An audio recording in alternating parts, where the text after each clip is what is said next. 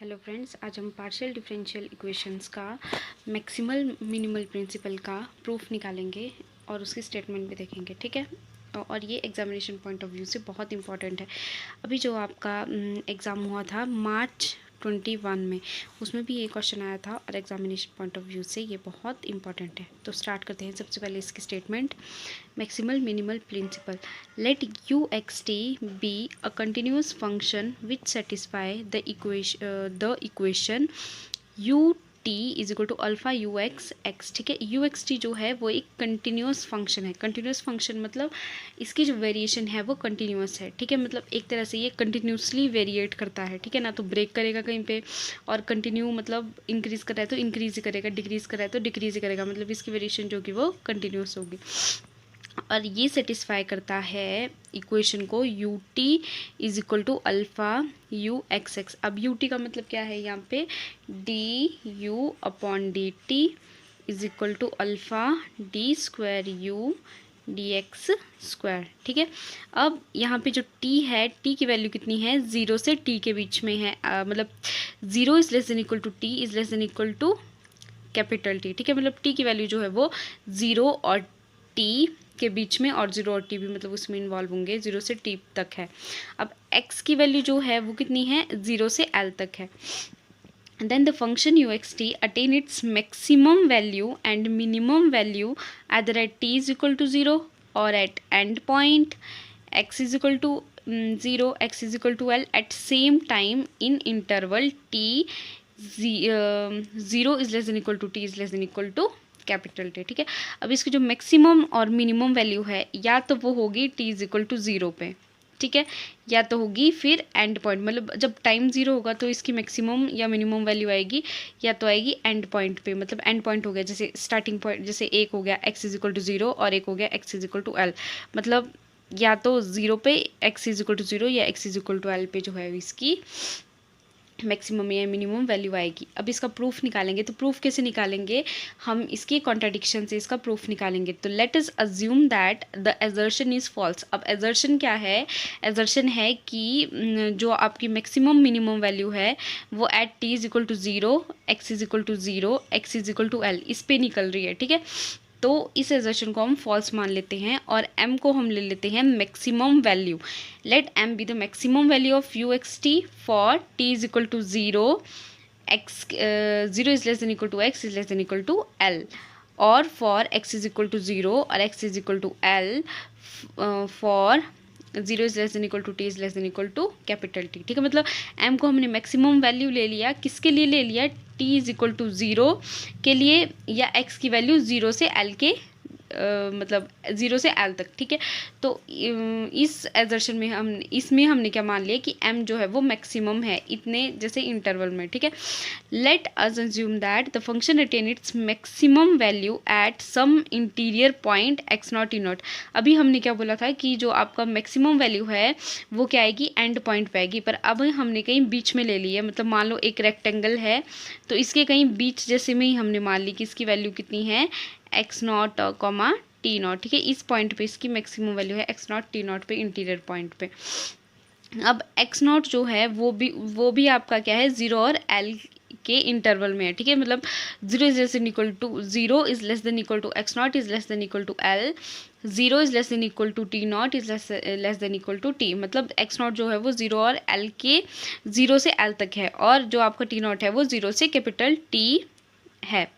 अब क्योंकि m जो है वो मैक्सिमम वैल्यू थी कहाँ से कहाँ तक, वो थी t इज इक्वल टू 0 पे, x इज इक्वल टू 0 पे, x is equal to l पे। ठीक है, तो अब मैंने मान लिया कि इससे भी बड़ी वैल्यू जो है वो x नॉट और t नॉट के बीच में है, तो वो क्या आ जाएगी, m प्लस अपसाइलन। मतलब इसमें मैक्सिमम से भी अपसाइलन ज़्यादा है मैक्सिमम वैल्यू। ठीक है, तो मतलब अब x नॉट t नॉट पे जो है मतलब m से भी ज़्यादा वैल्यू है।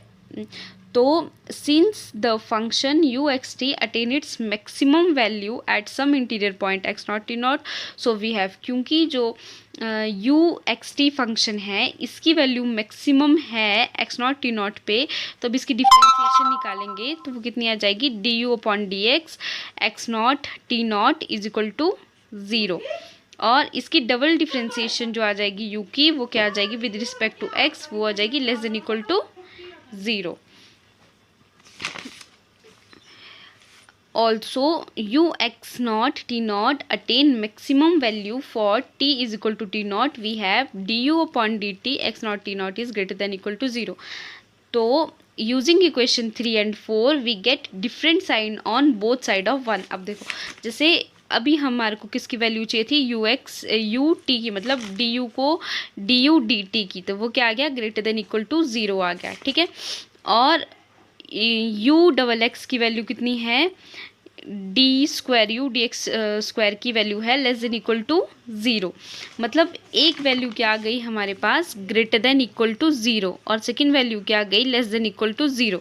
मतलब दोनों साइड की जो मतलब दोनों साइड के जो साइंस है वो क्या हो गए, डिफरेंट हो गए, but it does not complete the proof.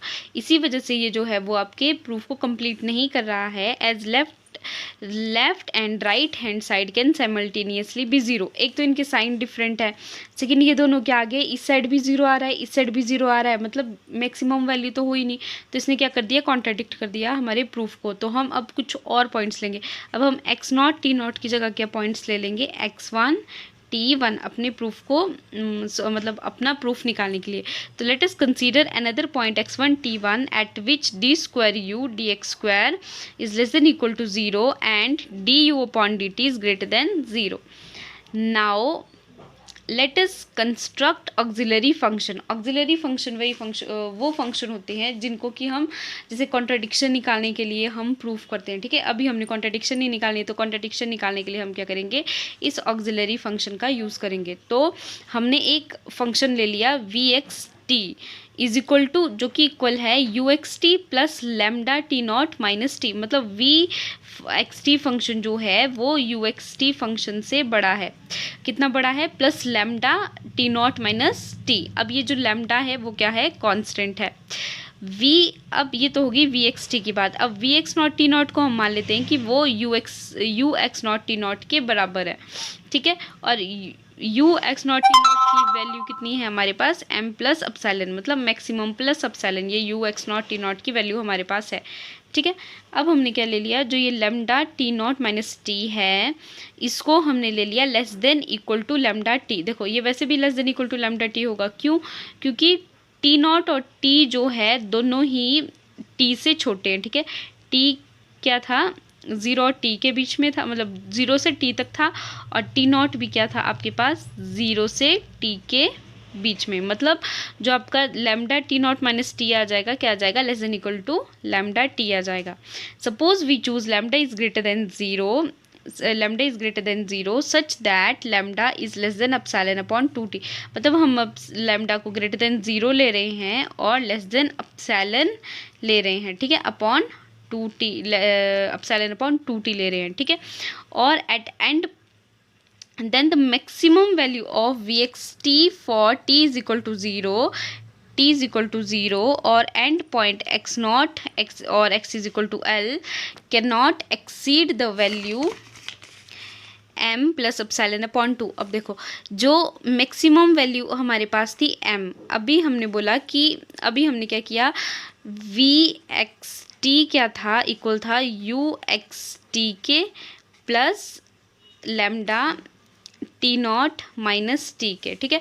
तो अभी यू एक्स टी की मैक्सिमम वैल्यू कितनी थी, m थी, और लेमडा की वैल्यू कितनी थी हमारे पास, अपसाइलन अपॉन 2t। अभी t को हम रहने देते हैं, अभी हम कोफिशिएंट को के लिए देखेंगे t के, ठीक है। तो जो आपकी इसकी v की मैक्सिमम वैल्यू क्या आ जाएगी, m प्लस अपसाइलन अपॉन 2 आ जाएगी, मतलब इसकी वी एक्स टी की मैक्सिमम वैल्यू क्या आ गई, m plus epsilon upon t। But vxt is continuous function and therefore point x1 t1 exists at which it assumes its maximum value। अब vxt तो एक function था, अब इसकी मैक्सिमम वैल्यू किस पे हम ले रहे हैं, x1 t1 पॉइंट पे इसकी मैक्सिमम वैल्यू ले रहे हैं, ठीक है। तो अभी हमने बोला कि जो vxt फंक्शन है वो अपसाइलन अपॉन 2 से, मतलब m प्लस अपसाइलन अपॉन 2 से बड़ा नहीं हो सकता है, मतलब जो इसकी मैक्सिमम वैल्यू आएगी या तो वो equal to m plus epsilon आएगी या तो less than equal to m plus epsilon upon 2 आएगी, तो वो मैंने लिख दिया। अब ये जो v x one t one है, ये किससे ग्रेटर होगा? V x naught t naught से, ठीक है, ये होगा इससे बड़ा। पर इसकी वैल्यू कितनी है हमारे पास? एम प्लस एप्सिलॉन है, जो हमने यहाँ पे लिखी थी कि जो आपका v x naught t naught है वो किसके इक्वल है? U x naught t naught के, और वो किसके इक्वल है? एम प्लस एप्सिलॉन के, ठीक है। तो वही वैल्यू मैंने यहाँ पे इसकी m v x naught t naught की वैल्यू पुट कर दी, तो ये कितना बन गया? M plus epsilon. So this pair of inequalities is inconsistent, मतलब ये जो पेयर ऑफ इनइक्वालिटी है एक तरह से क्या है? इनकंसिस्टेंट है, ठीक है।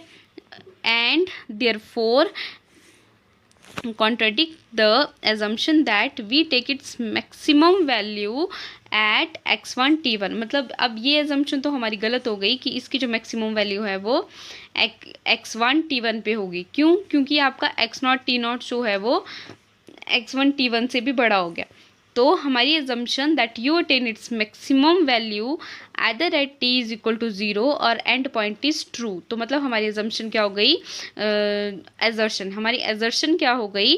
ट्रू हो गई कि या तो t इज इक्वल टू 0, या तो जो एंड पॉइंट होंगे मतलब x इज इक्वल टू 0 और x is equal to l पे ही जो है वो आपकी वैल्यू जो होगी मैक्सिमम होगी, ठीक है। ये हो गया यहाँ पे हैंस प्रूफ्ड। पर ये होगा आपका, ये किसके लिए होगा आपका प्रूफ? ये हो गया आपका मैक्सिमम के लिए। अब मिनिमम के लिए भी सिमिलरली हम इसी प्रूफ को लगाएंगे। Similarly we prove the result by the minimum value of u x t if u satisfy the equation 1 u also satisfied 1, मतलब हम सेम मैक्सिमम की तरह मिनिमम के लिए भी लगाएंगे। और फिर क्या होगा? ये दोनों मैक्सिमम मिनिमम प्रिंसिपल मतलब दोनों ही जो है वो प्रूफ निकल जाएंगे मैक्सिमम और मिनिमम के लिए। Hence both maximum and minimum value are attained either initially और at end points. Thank you.